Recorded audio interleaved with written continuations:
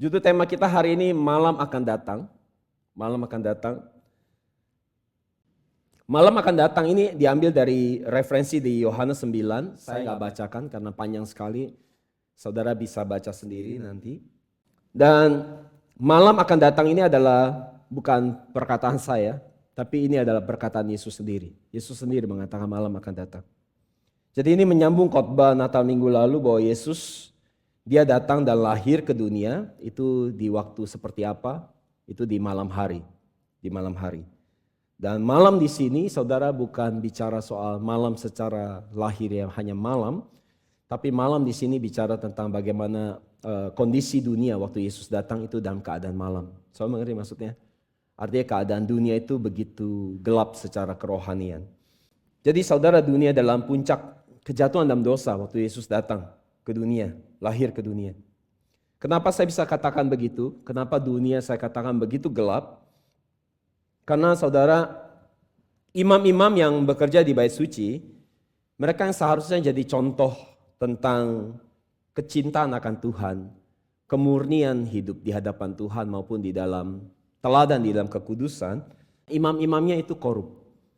Mereka cinta uang, gila kekuasaan, ya. Dan mereka adalah orang-orang yang diangkat karena bisa menjilat atau bisa baik-baikin penguasa yang sedang berkuasa. Dan salah satunya saudara kenal bernama Yusuf Kayafas. Atau saudara lebih kenal dengan nama Kayafas. Karena dia yang turut menyalibkan Yesus. Nah, siapa Yusuf Kayafas ini? Dia adalah menantu dari Hanas. Dan siapa Hanas? Siapa Hanas? Hanas adalah imam besar yang diangkat oleh Bupati Suria yang bernama Kirenius.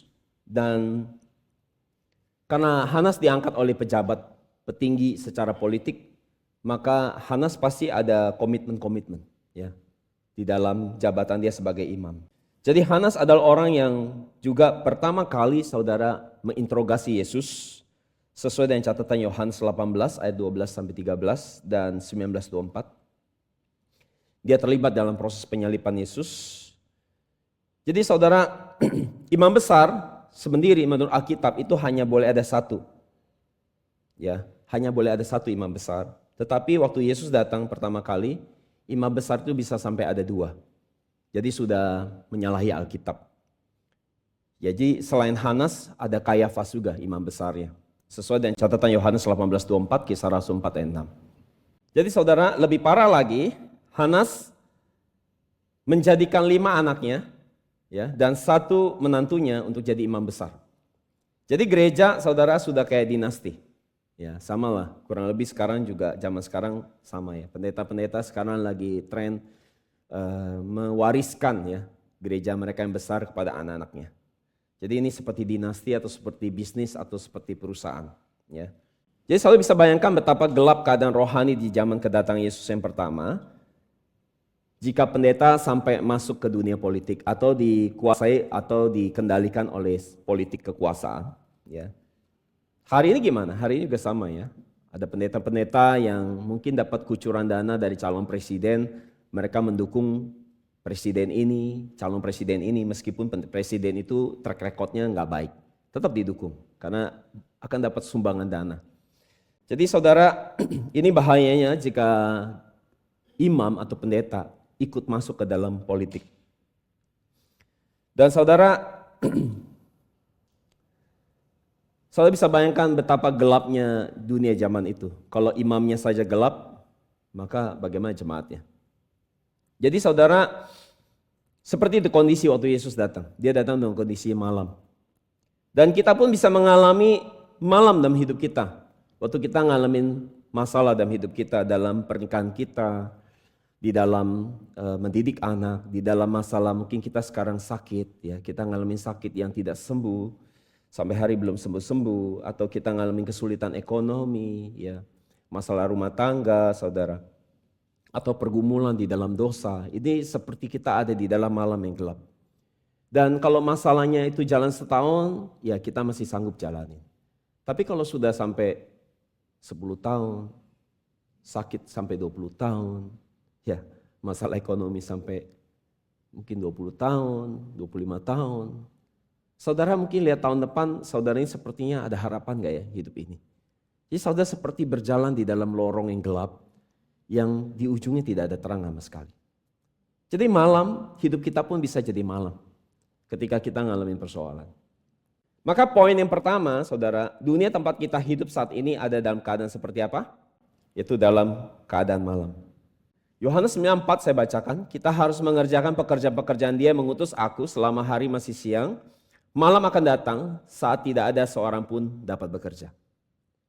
Jadi Yesus datang di saat dunia dalam keadaan malam secara rohani, maka itu artinya dunia di mana kita hidup sekarang, kenyataannya, faktanya, kita hidup di dalam dunia yang tidak sedang dalam kondisi siang, tapi dalam keadaan malam. Dan Yohanes pasal 9 memberitahukan peristiwa di mana suatu kali Yesus jalan dengan muridnya, berjalan dan mereka menemukan seseorang yang buta sejak lahir. Dan murid-muridnya bertanya, "Guru, salah siapa? Orang ini buta sejak lahir. Salah dia atau salah orang tuanya?" Yohanes 9:1-2 saya baca terjemah AYT. Ketika Yesus sedang berjalan melihat orang yang buta sejak lahir, murid-murid Yesus bertanya kepadanya, "Guru, siapakah yang berdosa? Orang ini atau orang tuanya sehingga ia dilahirkan buta?" Saudara, saudara sering gak baca ayat ini? Ya, ada keanehan gak?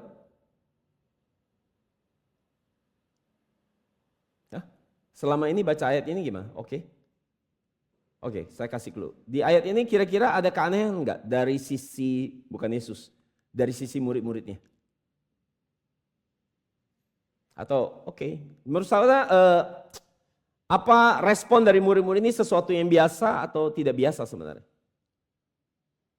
Selama ini saudara gimana bacanya? Anggap ini biasa kan? Berarti enggak ada keberatan. Saudara tidak melihat ada keanehan dalam respon murid-murid di sini? Jadi apa yang tidak pas di sini dari respon murid-murid Yesus? Jadi ini yang ngomong bukan orang Farisi, bukan ahli Taurat, ya, yang berdarah dingin, yang suka menghakimi orang. Tapi ini ngomong adalah orang-orang yang hidup bersama Yesus, dilatih sama Yesus, ya, tidur bareng sama Yesus. Mereka ada pengikut Yesus. Jadi mereka harusnya orang yang bisa merefleksikan, merepresentatifkan kepribadian Yesus. Tetapi kalau kita lihat dari pertanyaan ini, mereka bertanya dengan sangat dingin dan penuh penghakiman. Salah siapa? Salah dia atau salah orang tuanya? Jadi saudara, enggak adakah pertanyaan yang lebih baik di sini? Orang ini buta sejak lahir. Tidak ada banyak pilihan dalam hidup dia. Selain mau gak mau pekerjaan itu harus mengemis, berharap, bergantung dari belas kasihan orang lain. Jadi kalau saudara bagian daripada murid-murid Yesus hari itu, saudara lagi jalan sama Yesus dan menemukan seorang pengemis yang saudara sudah tahu dia buta sejak lahir, dia tidak berdaya, kira-kira saudara akan nanya seperti itu gak di saat itu? Guru, salah siapa? Salah dia? Atau salah orang tuanya? Saudara akan tanya seperti itu. Tapi selama ini saudara gak ada keberatan kan sama ayat ini. Oke aja. Jadi saudara, jika kita melihat kesulitan dan kelemahan orang lain, orang buta ini, yang tidak pernah lihat terang sedikit pun dalam hidup dia. Hidup dia tuh cuma malam, gelap, dan harus ngemis dari belas kasihan orang. Kita bisa punya dua sikap, bisa seperti murid-murid Yesus menghakimi dia, ya, bertanya menghakimi, ya. Tetapi kita bisa tergerak oleh belas kasihan, memberikan uang kita atau makanan kita atau apa aja yang kita punya untuk meringankan beban dia. Akan tetapi tindakan yang pertama yang keluar daripada murid Yesus yang kelihatan sangat berdarah dingin dan tidak punya belas kasihan, ketika lihat orang lain susah malah bertanya, dosa siapa? Dosa dia atau dosa orang tuanya? Jadi saudara, kadang di dunia ini meski kita lagi susah, ada orang-orang yang mungkin tidak tergerak oleh belas kasihan. Ini kalau kita bilang orang-orang berdarah dingin, ya, semoga Angelin tidak berdarah dingin, ya. Orang-orang ini hanya egois mikirin diri sendiri. Jadi saudara mau baik seperti apapun sama orang-orang seperti ini, mereka tetap kejam dan gak ada perasaan sama sekali. Tidak tergerak oleh kebaikan hati saudara. Jadi saudara, sikap murid-murid memperlihatkan bagaimana keadaan dunia waktu Yesus datang, bahwa dunia dalam kondisi malam yang sangat dingin. Ya, bahkan murid-murid Yesus pun seperti itu, cenderung menghakimi. Saudara, saya sering katakan di NJM bahwa kadang-kadang orang pengen tahu masalah hidup orang lain, kebanyakan bukan karena mereka peduli, tapi karena mereka apa? Karena mereka apa? Kepo ya. Saya nggak tahu nanti di YouTube ditranslate kepo sebagai apa dalam bahasa Inggris, kepo ya. Kadang-kadang setelah tahu kelemahan orang lain, kejelekan orang lain, ada orang-orang yang merasa dirinya jadi merasa lebih baik. Jadi dia senang kalau orang lain susah dan susah kalau lihat orang lain senang. Kenapa? Karena ketika dia lihat orang lain lebih buruk dari keadaan dia, itu jadi seperti membuat dia merasa lebih baik. Jadi saudara, kadang-kadang orang pengen tahu kehidupan orang lain.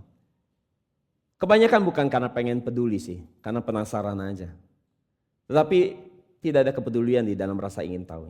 Jadi jemaat NJM, kalau saudara belum bisa punya kepedulian, atau belum punya hati yang rela berkorban buat orang lain, mendingan kita nggak usah kepoin orang lain. Kecuali orang itu sendiri yang cerita sama kita.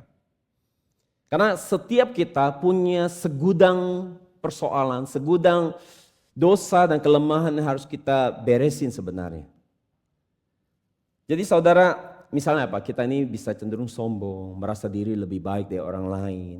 Kita merasa tahu banyak, kita merasa lebih rohani, kita merasa diri kita, atau kita merasa kita orang yang keras kepala, selalu baperan. Saudara pikir itu bukan dosa, itu sama dengan dosa perzinahan loh. Tapi kita merasa ini dosa yang fine. Padahal saudara, kesombongan adalah dosa yang Tuhan paling benci. Jadi saudara, hari ini kalau ada yang tanya-tanya masalah pribadi saudara, saya tanya aja, ini lagi kepo atau lagi peduli sebenarnya? Kalau memang peduli, kira-kira kamu kalau saya cerita, kamu akan lakukan apa buat saya? Kamu akan berdoa gitu tiap minggu, tiap hari, bukan tiap minggu, tiap hari buat saya. Jadi soal murid Yesus hanya kepo, hanya mau menghakimi orang buta ini, tetapi nggak ada kasih di balik pertanyaan mereka. Mereka nggak peduli sama kondisi orang buta, malah mereka terlalu percaya diri dengan bertanya dosa siapa? Dosa siapa? Seakan-akan mereka kalau berani tanya dosa siapa, artinya mereka merasa diri mereka lebih baik. Jadi saudara, manusia memang suka merasa lebih baik, lebih bagus, akan tetapi itu sebuah kesombongan, keangkuhan. Dan orang sombong adalah musuhnya Tuhan. Tuhan paling benci orang sombong. Dan orang sombong pasti akan ditindas Tuhan. Cuma kalau udah ditindas emang bisa berasa itu dari Tuhan? Bisa? Nggak bisa juga ya. Karena kan berasa diri yang bagus. Jadi saudara, dunia di mana kita hidup dunia yang sangat dingin. Tidak ada kasih, tidak ada belas kasihan. Itu bagai malam yang dingin. Kasih menjadi barang yang sangat langka sebenarnya. Karena semua orang sibuk mikirin diri sendiri. Saudara, kalau saya bilang Yesus lahir di malam yang dingin, saudara mungkin susah di Indonesia membayangkan malam dingin kayak apa ya. Betul gak? Karena malam kita ini panas ya, nggak dingin. Tapi kalau saudara pergi ke Norwegia, di sana ada dalam 1 tahun itu dinginnya, malam yang dingin itu berjalan 1 bulan. Dan kalau misalnya saudara pergi ke Alaska, malam yang dingin itu berlangsung berapa lama dalam setahun? Itu berlangsung 6 bulan. Jadi saudara bisa bayangkan, kalau saudara ada di tempat yang malam gelap dan dingin, saudara itu rasanya sangat sedih sebenarnya, melo. Jadi orang kalau ngalami malam yang dingin di Eropa, nggak ada temennya, itu sangat melo sebenarnya. Nah, maka kadang-kadang mereka minum buat hangatin tubuh. Ya, susah bayangin itu kan kita di Indonesia. Tetapi bagaimana dengan Yesus? Apakah sikapnya sama seperti muridnya berdarah dingin? Yesus langsung menyembuhkan orang buta itu, mencelikkan matanya, bukan menghakimi dia. Sehingga hari itu orang buta itu hidupnya dari malam yang gelap berubah menjadi siang yang terang. Yohanes 9:39-41 kita baca, kata Yesus, aku datang ke dalam dunia untuk menghakimi, supaya barang siapa yang tidak melihat dapat melihat, dan supaya barang siapa yang dapat melihat menjadi buta. Jadi saudara, orang yang merasa dirinya hidup di dalam terang, maka sebenarnya dia ada di dalam gelap. Jadi orang yang merasa dirinya lebih bagus dari orang lain seperti murid-murid, merasa dirinya lebih bagus dan bisa menghakimi orang lain, sebenarnya mereka sedang ada di dalam gelap. Tapi kalau orang yang seperti orang buta menyadari bahwa dia punya banyak kekurangan, dia banyak kelemahan, maka dia akan sebentar lagi ada di dalam terang. Saya mengerti maksudnya? Dan kata-kata Yesus ini di ayat 40 didengar sama orang Farisi. Kata-kata itu didengar oleh beberapa orang Farisi yang berada di situ dan mereka berkata kepadanya, apakah itu berarti bahwa kami juga buta? 41 jawab Yesus kepada mereka, sekiranya kamu buta, kamu tidak berdosa. Saya mengerti permainan kata-kata ini, perbandingan ini saya mengerti. Tetapi karena kamu berkata kami melihat, maka tetaplah dosamu. Saya mengerti maksudnya. Jadi waktu kita merasa diri kita lebih bagus, lebih baik, justru itu membuat kita seperti orang buta ini. Kita nggak bisa lihat dosa kita. Dan kisah Yesus nyembuhin orang buta ini ceritanya nggak jadi sesimpel itu. Ceritanya jadi panjang, urusannya jadi panjang. Karena di saat orang buta ini disembuhkan, bisa lihat orang yang buta sejak kecil ini, seumur hidupnya nggak pernah lihat terang, gelap aja. Waktu dia sembuh, sebenarnya sepantasnya semua orang apa? Bersuka cita, semua orang harusnya senang. Tetapi kenyataannya apa? Orang Farisi malah menegur Yesus, malah mendakwa Yesus, malah nggak senang. Karena Yesus menyembuhkan orang buta ini di hari Sabat. Jadi seharusnya mereka yang bersuka cita merayakan kesembuhan ini, tetapi orang Farisi ini justru menuduh dan mendakwa Yesus telah melanggar hukum Taurat. Kira-kira menurut saya pantas nggak adegan ini? Di saat orang lagi harusnya senang, tapi mereka malah menunjukkan sikap yang tanpa belas kasihan hanya karena hukum. Menyatakan demikian, terus kemudian mereka mendakwa Yesus. Yohanes 9:16. Maka kata sebagian orang Farisi itu, orang ini tidak datang dari Allah. Ya, Yesus dianggap datang dari setan. Sebab ia tidak memelihara hari Sabat. Sebagian pula berkata bagaimana seorang berdosa dapat membuat mujizat yang demikian. Maka timbullah pertentangan di antara mereka.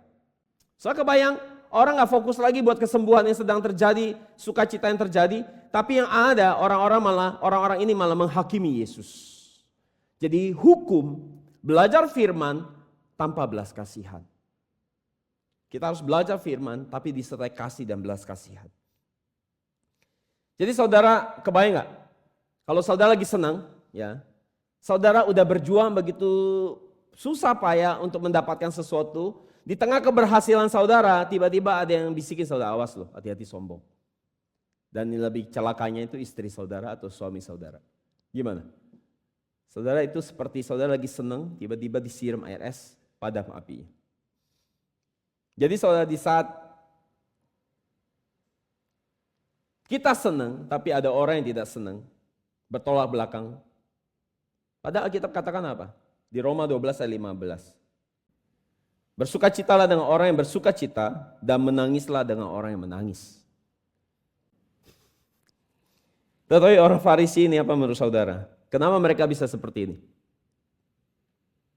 Kenapa orang Farisi yang harusnya ikut bersukacita karena orang yang buta sejak lahir bisa sembuh, bisa melihat untuk pertama kali, tapi mereka malah mendakwa Yesus, menghakimi Yesus. Kenapa? Karena iri hati, karena iri. Iri melihat orang lain lebih unggul dari dirinya. Dia mau jadi pusat perhatian, tetapi malah orang lain. Jadi iri telah membawa kebencian yang terpendam di hati mereka. Ketika melihat orang lain lebih unggul, menjadi saingan.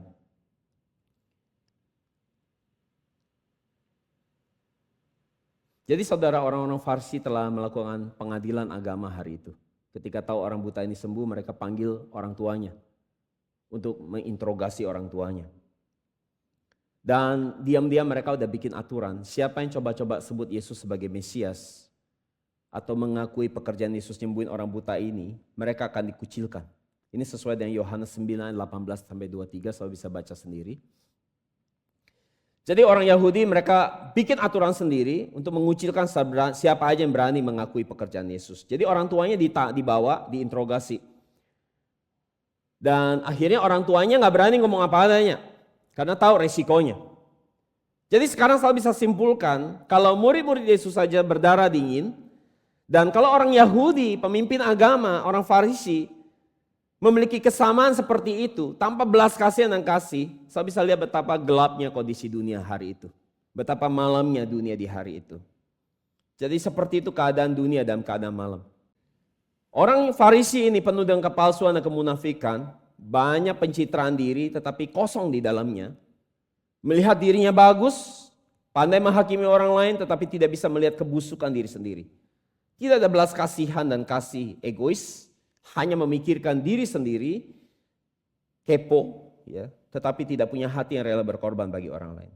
Kalaupun berbuat baik hanya untuk pencitraan supaya kelihatan baik, kelihatan supaya orang baik. Jadi saya bisa lihat apakah dunianya bisa sadar bahwa dirinya sedang berdosa dan butuh Tuhan.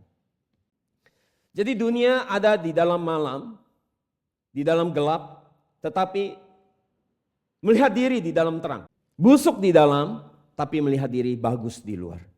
Merasa diri bagus. Saya tahu itu seperti penyakit apa? Penyakit kusta.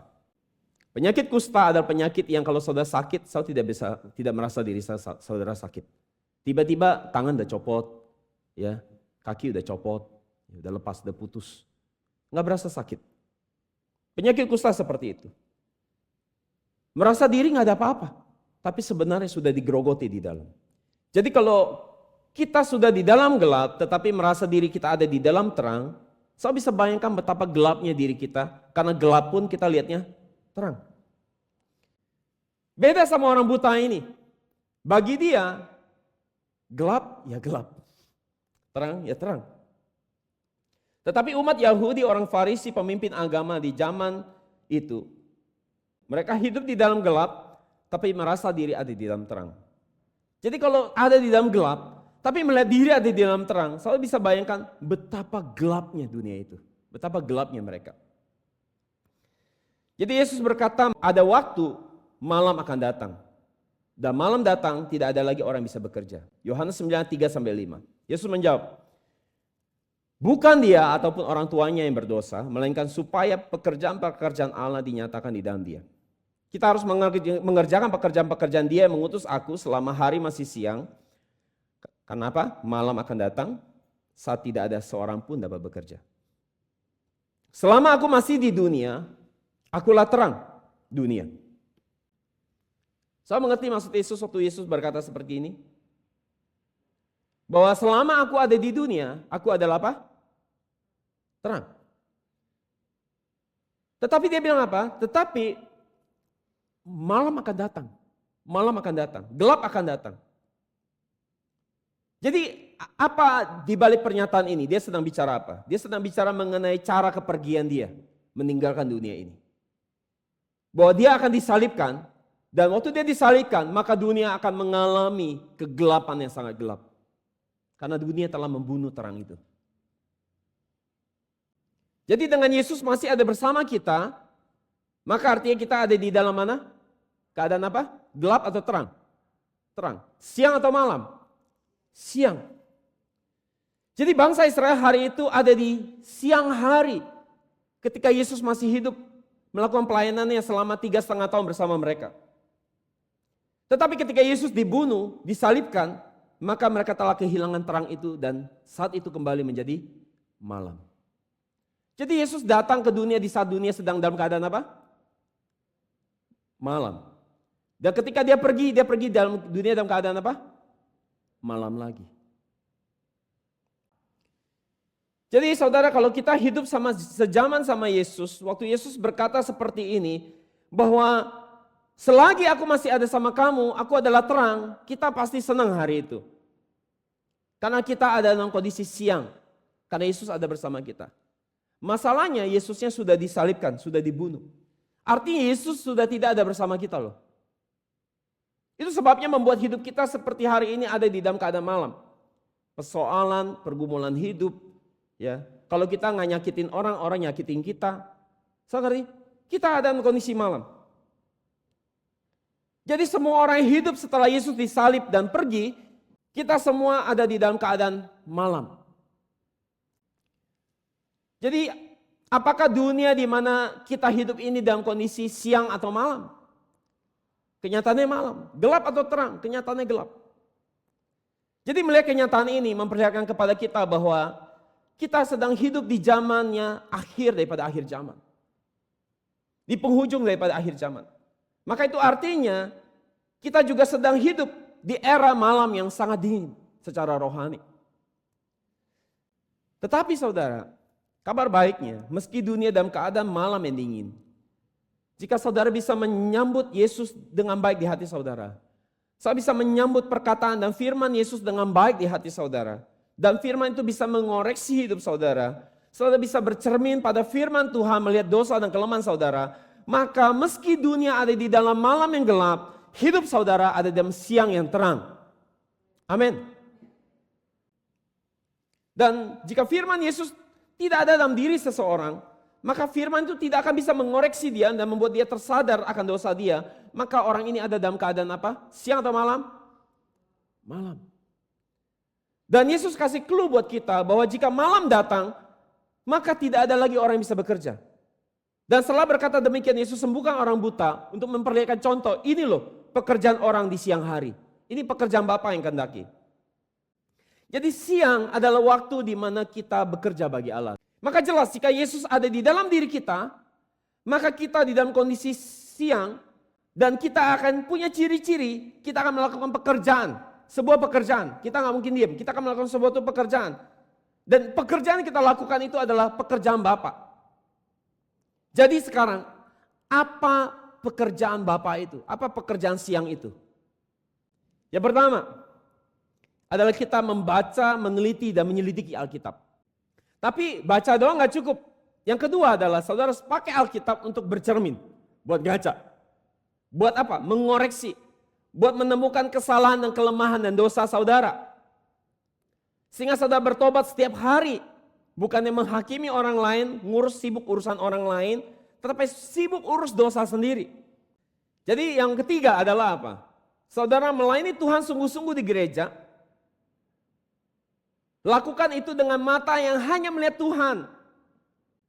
Saya berdoa jemaat NJM waktu saya melayani Tuhan di gereja ini, saudara bisa lihat wajah Tuhannya lagi lihat saudara. Bukan lihat pendeta ngawasin saudara, bukan. Jadi saudara sedang melakukan buat Tuhan. Jadi saya berharap saudara melakukan pekerjaan melayani di gereja ini. Saudara melihat Tuhan itu sendiri. Semoga saudara punya mata yang bisa lihat Tuhan. Saudara lakukan sungguh-sungguh tanpa hitung-hitungan sama Tuhan. Bukan lakukan untuk mencari pujian manusia. Saudara bilang, saya melayani Tuhan di gereja ini, saya terlibat kok. Saya sungguh-sungguh kok melakukannya tanpa hitung-hitungan. Saya sudah kok melakukan semua itu. Saya mau tanya, kalau memang saudara sudah lakukan itu, puji Tuhan. Tapi berikutnya saudara saya mau tanya. Apakah saudara melakukan sesuatu buat Tuhan itu sampai ada rasa sakit? Kalau nggak ada rasa sakit di dalam melakukan itu namanya saudara sedang menyalurkan hobi sebenarnya. Ya, saudara suka nyanyi, ya saya mau nyanyi. Saudara suka apa ya, desain, ya itu menyalurkan hobi. Tetapi kalau saudara sudah melakukan buat Tuhan, di saat saudara paling gak mau lakukan itu, tapi saudara paksakan diri saudara untuk lakukan itu artinya saudara sudah sampai sakit melakukannya. Dan yang sakit ini, baru itu yang terbaik sebenarnya sudah saudara lakukan. Memberinya tuh sampai sakit, baru itu udah yang terbaik sebenarnya udah keluar. Kalau sekarang mungkin keluarinnya enteng ya, melakukannya enteng, nggak ada beban, nggak ada bikin sampai sakit. Tapi kalau sampai sakit di sini bukan sakit-sakit badan ya, sakit seperti menyakiti diri sendiri. Itulah yang terbaik yang saudara sudah lakukan buat Tuhan sebenarnya. Yang berikutnya adalah saudara datang ke gereja setiap minggu secara rutin, jangan kadang hadir, kadang tidak hadir. Berikutnya adalah menginjil, membagikan firman yang murni ini ke banyak orang. Setiap kali saudara ketemu siapapun, ceritakan firman ini. Yang berikutnya adalah saudara mendukung pekerjaan di dalam penyebaran firman yang murni ini di dalam 3D. Mendukung di dalam dana, daya, dan doa. Saudara, kenapa saya harus bilang dana dulu? Karena kalau doa semua orang bisa doa, nggak ada beban. Ya, saudara, kita bilang kita dukung dalam doa. Saudara doain kita atau tidak pun kita nggak tahu. Karena itu hanya misteri saudara dengan Tuhan. Itu sebabnya saya taruh dana. Kenapa dana? Karena Tuhan nggak pernah bandingkan dirinya dengan apapun selain dengan uang loh saudara. Dengan dana. Dan saya pikir saudara yang kenal saya dengan baik, beberapa saudara tahu bahwa saya adalah orang yang kalau ketika menginjil orang atau melayani orang lain, ketika orang butuh dana, saya nggak bilang saya kasih doa loh. Saya sudah kasih contoh. Dan saudara tahu bagaimana saya memberikan contoh ini ketika orang butuh uang, saya memberikan uang saya loh. Bukan uang gereja loh, uang pribadi saya. Baru doa. Jangan dibalik, doa dulu baru dana gitu. Saudara kalau orang yang peduli sama orang, saudara pasti akan melakukan sesuatu, memberikan jawaban atau meringankan beban dia. Dan hari ini saudara, jika saudara nggak hitung-hitungan sama Tuhan, saudara benar-benar memberikan yang terbaik buat Tuhan. Memberi itu jangan sekedar memberi itu sampai sakit saudara. Saya percaya Tuhan akan berkati saudara. Jadi saudara jika kita terus melakukan pekerjaan Tuhan, terlibat aktif dalam penyebaran firman yang murni dan melayani Tuhan, meskipun hidup saudara ada banyak sekali pergumulan dan persoalan, mungkin kehidupan saudara ini tidak ideal saudara, itu bagai malam yang dingin. Tetapi ketika saudara melakukan pekerjaan siang, saudara akan jadi orang-orang yang menaklukkan malam dan hidup saudara menjadi siang di dalam nama Yesus. Amin. Saudara adalah orang-orang yang telah mengubah malam dan kehidupan pribadi saudara menjadi siang yang terang benderang. Dinginnya persoalan hidup saudara tidak membuat saudara berdiam diri dan pasif, tetapi secara proaktif saudara telah menerobos semua kegelapan malam dan menjadikan siang di dalam hidup saudara. Jadi pertanyaan gini, mengapa ada orang-orang yang bisa mengubah malam jadi siang? Mengapa ada orang-orang bisa menerobos masalah hidupnya? Jelas jawabannya adalah karena mereka punya Yesus di dalam hidup mereka. Mereka tidak kalah oleh keadaan. Jadi Yesus telah menggerakkan orang-orang ini sehingga bisa melakukan pekerjaan Bapa dan menaklukkan malam dalam hidup mereka menjadi siang. Tetapi ada orang-orang yang menyerah dengan keadaan, memilih menyerah dengan malam yang dihadapi. Dan itu memperlihatkan bahwa Yesus tidak ada dalam hidup dia. Jadi saudara punya pilihan untuk mengubah malam menjadi siang. Saudara tidak perlu menunggu semua ideal dulu baru saudara bekerja buat Tuhan. Justru di saat yang paling sulit untuk memberikan diri saudara, di saat yang paling susah, itu adalah waktu yang paling tepat untuk memberikan yang terbaik buat Tuhan. Itu ada pemberian terbaik yang bisa keluar dari diri saudara. Saudara melakukannya di saat yang paling sulit. Jadi pemberian terbaik adalah diberikan bukan di saat kita senang atau dalam kelimpahan atau bahagia. Justru di saat kita sedang mengalami minus, mengalami situasi yang kritis dan krisis dalam hidup kita, kita memberikan pemberian itu dengan rasa sakit tentunya. Karena mungkin hati kita tidak setuju mau melakukan itu, tapi karena kita mau memberikan, itu jadi pemberian yang terbaik di mata Tuhan. Jadi memberi dengan rasa sakit adalah pemberian yang dilakukan dengan hati yang terbaik. Untuk memberi karena mau mengasihi Tuhan. Sehingga ketika saudara hari ini menyanyikan lagu Aku Mengasihimu Tuhan. Sama mengatakan aku mengasihimu Yesus. Saudara tahu bahwa itu bukan lagi lip service. Bukan retorika, bukan konsep. Karena saudara waktu saya bilang Tuhan aku mengasihimu Tuhan. Saudara tahu ini yang aku sudah beri buat kamu. Sebagai tanda aku mengasihi kamu. Sakitnya luar biasa waktu aku mempersembahkan ini buat kamu. Sehingga aku tahu hari ini aku bukan cuma lip service. Bukan hanya kata-kata pujian kosong. Jadi apa pemberian terbaik? Pemberian yang diberikan dengan disertai rasa sakit di dalamnya. Memberi sampai menyakiti diri sendiri, itu adalah pemberian yang terbaik. Kalau belum ada sakitnya, itu hanya sekedar. Jadi saudara, karena itu mari kita sambut tahun depan dengan memperbaiki kembali komitmen kita di hadapan Tuhan. Dari Kristen yang formalitas menjadi Kristen yang all out. Dari Kristen yang hidup dengan pencitraan menjadi Kristen yang apa adanya. Dari Kristen yang suka menghakimi orang lain menjadi Kristen yang memeriksa diri sendiri. Dari Kristen yang egois menjadi Kristen yang peduli dengan orang lain. Dari Kristen yang pasif menjadi Kristen yang proaktif. Sehingga di tahun yang baru kita menjalani kehidupan iman siang, dan menjadi orang-orang siang dan bukan orang malam. Amin.